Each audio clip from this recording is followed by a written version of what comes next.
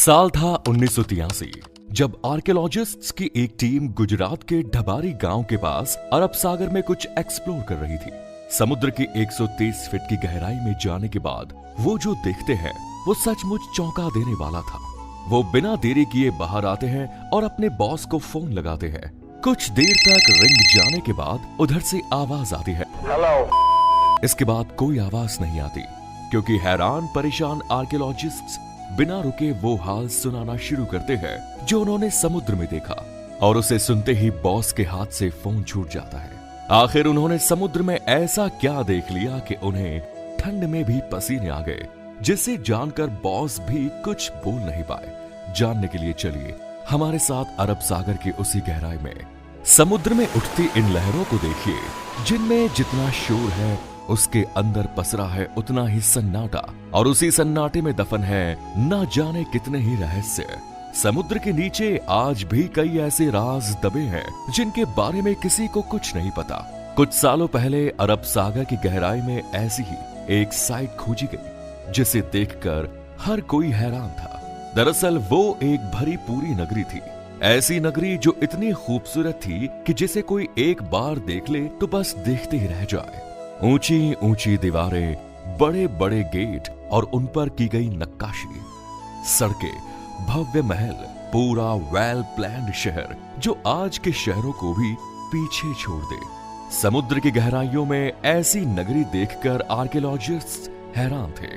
आखिर ये नगरी यहाँ पहुंची कैसे और ये कितनी पुरानी है, ये अब सवाल उनके मन में भी थे, जिनका जवाब ढूंढने के लिए उन पत्थरों के सैंपल लिए गए और कार्बन डेंटिंग से पता चला कि वो पत्थर महाभारत काल के हैं, और ये वही नगरी है जिसके बारे में महाभारत में भी बताया गया है, यानी श्री कृष्ण की नगरी, द्वारका नगरी, जिसे भगवान श्री कृष्ण ने समुद्र किनारे बसाया था। अब आप कहेंगे कि हमें कैसे पता कि यही द्वारका है, इसका क्या प्रूफ है? क्योंकि द्वारका जो गुजरात के जामनगर जिले में अरब सागर के तट पर बसा एक छोटा सा शहर है, जिसे भगवान विष्णु के 4 धामों में से एक माना जाता है, जहां हजारों कृष्ण भक्त दूर दूर से दर्शन के लिए आते हैं। अगर वो द्वारका है तो फिर ये क्या है? दरअसल श्रीमद् भगवत पुराण के 10वें अध्याय के अनुसार कंस का वध करने के बाद भगवान श्री कृष्ण यादव वंश के साथ मथुरा में रहने लगे, लेकिन कंस की मौत का बदला लेने के लिए उसके ससुर जरासंध ने मथुरा पर 1 या 2 बार नहीं बल्कि पूरे 17 बार अटैक किया। बार बार हो रहे इन आक्रमणों से न केवल मथुरा की प्रजा परेशान थी बल्कि श्री कृष्ण भी दुखी हो चुके थे। इसीलिए उन्होंने अपनी प्रजा की रक्षा के लिए मथुरा से कहीं दूर जाना ही सही समझा, और वो अपने परिवार और पूरी प्रजा के साथ मथुरा से 1285 किलोमीटर दूर अरब सागर किनारे जा पहुंचे, और उन्होंने विश्वकर्मा को समुद्र के ऊपर एक नगरी बनाने का आदेश दिया। लेकिन समुद्र देव की मर्जी के बिना ये पॉसिबल नहीं था, इसलिए भगवान श्री कृष्ण ने समुद्र देव की पूजा की, जिससे खुश होकर समुद्र देव ने अरब सागर के बीचों बीच 12 योजन यानी करीब 153.6 किलोमीटर धरती गिफ्ट की। इसी भूमि पर भगवान विश्वकर्मा ने विशाल द्वारका नगरी का निर्माण किया। ये एक ऐसी नगरी थी जो आज की वेल प्लेन्ड सिटीज को भी मात दे सकती थी। ऊंची दीवारें, बड़े दरवाजे, बगीचे, तालाब, सोने के महल, सब कुछ बेहद ही खूबसूरत तरीके से बनाया गया था। और इसी नगर के बीचों बीच था श्री कृष्ण का महल, जो बेहद आलीशान था।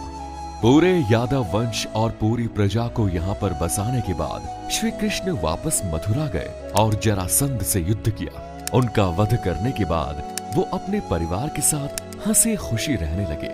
लेकिन कहते हैं ना, यहाँ कुछ भी कांस्टेंट नहीं रहता, सुख दुख आता रहता है, और श्री कृष्ण भी इसी चक्र का हिस्सा थे। दरअसल कुछ समय के बाद पांडवों और कौरवों के बीच युद्ध शुरू होता है, जिसमें भगवान कृष्ण अर्जुन के सारथी बने। 18 दिनों के भीषण युद्ध के बाद आखिरकार पांडवों की जीत हुई, और यहीं से शुरुआत हुई खूबसूरत नगरी द्वारका के सर्वनाश की। दरअसल महाभारत के स्त्री पर्व के अकॉर्डिंग माता गंधारी ने जब अपने 100 पुत्रों के शव देखे तो वो ये दुख नहीं सह पाई और उन्होंने भगवान कृष्ण को अपने बेटों की मौत का जिम्मेदार ठहराते हुए उन्हें श्राप दे दिया कि जैसे उसके वंश का विनाश हुआ है, ठीक वैसे ही 36 साल बाद तुम्हारे वंश का भी ऐसे ही विनाश होगा। श्री कृष्ण इसके बारे में पहले से जानते थे, इसीलिए उन्होंने माता गांधारी के श्राप को आशीर्वाद समझकर एक्सेप्ट कर लिया। इसके अलावा एक और श्राप था जो यादव वंश के विनाश का कारण बना। एक बार की बात है जब द्वारका के पास बसे पवित्र स्थल पिंडारक में कई ज्ञानी साधु संत आए हुए थे। उन्हें देखकर श्री कृष्ण के पुत्र सांब ने अपने दोस्तों के साथ मिलकर ऋषि मुनियों के साथ शरारत करने की सोची। फिर क्या था, सांब ने एक गर्भवती स्त्री का भेष बदला और पहुंच गया साधु संतों के पास। वहां जाकर उसने ऋषि मुनियों से अपने होने वाले बच्चे के बारे में पूछा। ऋषि मुनि अपने साथ हो रहे इस मजाक से क्रोधित हो गए और उसने सांब को श्राप दे दिया कि वो एक लोहे के मूसल को जन्म देगा जो यादव वंश के विनाश का कारण बनेगा। अब श्राप तो एक ही भारी होता है, यहाँ तो 2 मिल चुके थे। और थोड़ी देर बाद सांब के कपड़ों से एक लोहे का मूसल मिला। जब श्री कृष्ण के नाना उग्रसेन को इस पूरी कहानी का पता चला तो उसने उस लोहे के मूसल के टुकड़े किए और उन्हें समुद्र में फेंक दिया। यहीं उन्हें ये गलतफहमी हो गई कि ऐसा करने से उन्होंने यादव वंश को इस श्राप से बचा लिया, क्योंकि जैसे ही उग्रसेन मूसल के टुकड़ों को समुद्र में फेंकते तो उन्हें एक मछली निगल लेती और फिर वो मछली मछुआरों के जाल में जा फंसती। जब उन्हें चीरा जाता तो उनके पेट से उसी लोहे के मूसल के टुकड़े निकलते हैं। एक शिकारी उन लोहे के टुकड़ों से जहरीले तीर बना लेता है और ऐसे टुकड़े टुकड़े होने के बाद भी ये लोहे का मूसल एक बार फिर तैयार हो जाता है यादव वंश के विनाश के लिए। लेकिन कैसे? दरअसल 36 साल बीत चुके थे और वो समय आ चुका था जब माता गांधारी के श्राप को सच साबित होना था। पूरा यादव वंश नशे की लत में डूब चुका था। धीरे धीरे उन्होंने आपस में ही लड़ना शुरू कर दिया। फिर क्या था, अंदर ही अंदर यादव वंश में युद्ध छिड़ गया। भाई भाई को मारने लगा और धीरे धीरे पूरे राजवंश का विनाश हो गया। ये सब देखकर बलराम जी ने धरती का त्याग कर दिया और श्री कृष्ण जी जंगलों की तरफ निकल पड़े। कुछ देर चलने के बाद वो एक पीपल के पेड़ के नीचे जाकर लेट गए। तभी एक शिकारी ने उन्हें हिरण समझकर उन पर तीर चला दिया।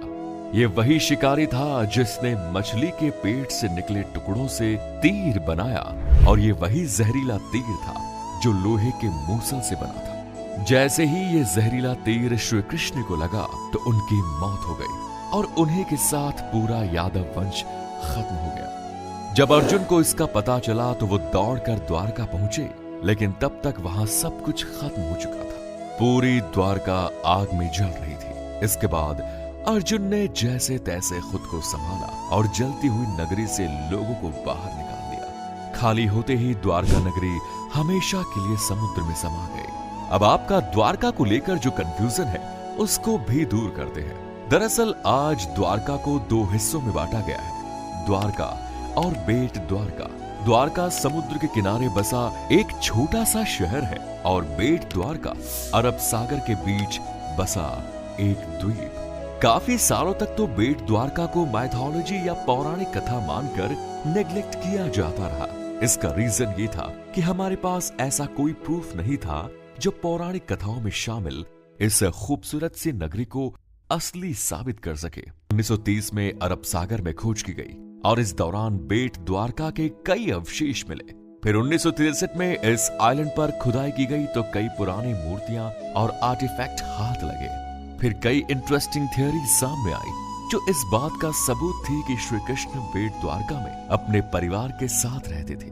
लेकिन ये छानबीन यही खत्म नहीं हुई और 1983 से 1990 के बीच under water archaeologist doctor S.R. Rao और उनकी टीम ने इस मिशन को कंप्लीट करने का बीड़ा उठाया। ये टीम काफी दिनों तक खोजबीन में जुटी रही।